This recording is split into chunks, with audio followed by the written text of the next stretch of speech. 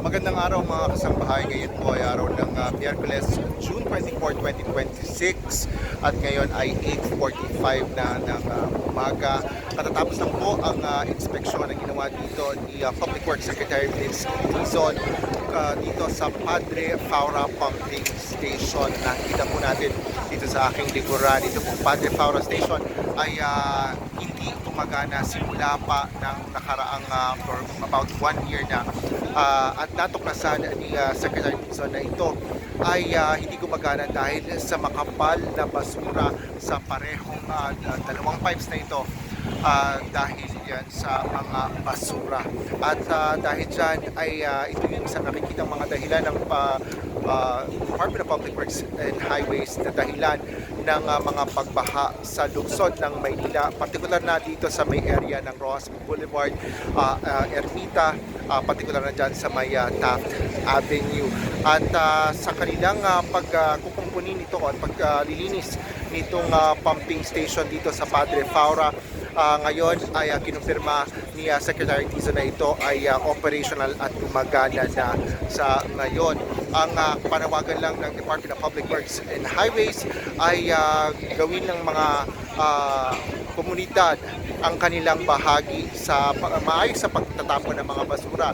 Lalo pat sinabi kanina ni Secretary Dizon na yung mga basura dito sa pipe, ayan ay hindi dumadaan sa mga filter at dumediretso yan doon sa Manila Bay. Mula dito sa pipe ay umabot yan ng around meters.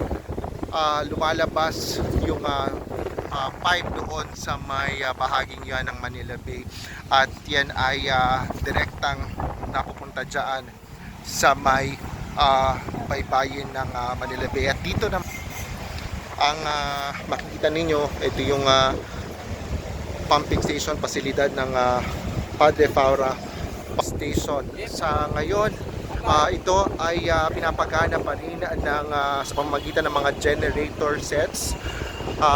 Ngunit nakipag-ugnayan na rin si Secretary Dizon sa lokal na pamahalaan ng Maynila, partikular na kay Mayor Isko Moreno, at sila ay nagkaroon sila ng kasunduan na ito ay ikokonekta na sa distribution utility, partikular na sa Meralco, upang matiyak ang tuloy-tuloy na operasyon ng pumping station. Dito sa along Rojas Boulevard, mayroon pang dalawang pang pumping station na hindi gumagana. Itong mga pumping station ito ay kay Secretary Dizon ay bunsod ng mga technical na problem, ngunit inaasahan nila na sa kanilang pagkukunin ngayon ay magiging operational na rin yan pagdating ng July, upang makatulong sa para maibsan yung mga pagbaha na nararanasan, partikular na dito sa lungsod ng Maynila. Yan ang latest mula dito sa lungsod ng Maynila. Magandang umaga po.